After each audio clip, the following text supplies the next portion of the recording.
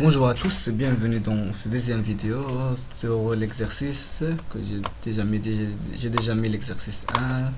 Maintenant je vais attaquer l'exercice 2. Donc j'espère que si vous voulez la série, vous le trouvez dans la description. Maintenant exercice 2, écrire un programme qui demande un nombre à l'utilisateur et informe ensuite si le nombre est positif, négatif ou nul. Bien sûr que j'ai déjà dit qu'il y a trois étapes pour résoudre un problème. D'abord l'analyse, on va analyser le problème. Qu'est-ce qu'on demande le problème? Analyse. Qu'est-ce que demande le problème? Le problème demande d'entrer un nombre à l'utilisateur. Et l'utilisateur qui va donner un nombre. Et ensuite il va afficher si ce nombre est positif, négatif ou nul. C'est-à-dire, c'est ça ce qu'il veut. Maintenant la partie conception. Conception, il va, par exemple, si l'utilisateur qui va donner un nombre, si l'utilisateur donne 15, on va dire que le nombre est positif. Si l'utilisateur donne moins 5, c'est négatif. Si l'utilisateur donne x égale à 0, c'est nul. Alors, vous voyez que maintenant, j'utilise la notion si, qui est traduction dans langage C, if. If quoi? Ici, if, on va faire les conditions dans if. Maintenant, on sait if quoi? If le nombre qui est donné par l'utilisateur est supérieur à 0. Supérieur strictement, ça, car si c'est égal à 0, on va faire nul. Si il est supérieur à 0, on va dire qu'il est positif. Sinon, s'il est inférieur à 0, if x est inférieur à 0, on va dire qu'il est négatif. Et si x est égal à 0, on va dire qu'il est nul. If. Maintenant, on va faire ça avec code blocks. C'est le premier exercice de la partie dernière. La dernière partie. On va faire ça avec code blocks. X, on va déclarer un entier, on appelle X.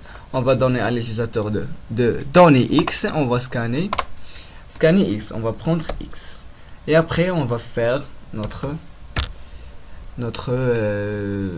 test. Si X qu'on cherche est supérieur à 0, alors qu'on va dire que le nombre est positif. Si on veut afficher le nombre, on va dire le nombre, par exemple, le pourcentage D, et on va afficher ici. Après les crochets, on va faire un virgule et on va appeler à X.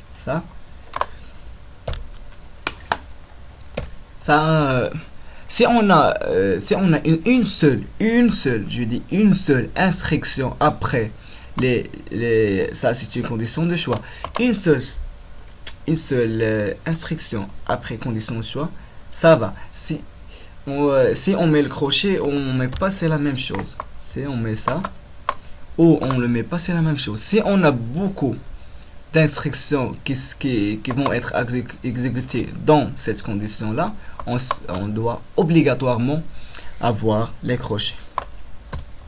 Maintenant, si on fait les crochets ou pas, c'est la même chose, car on a une seule instruction.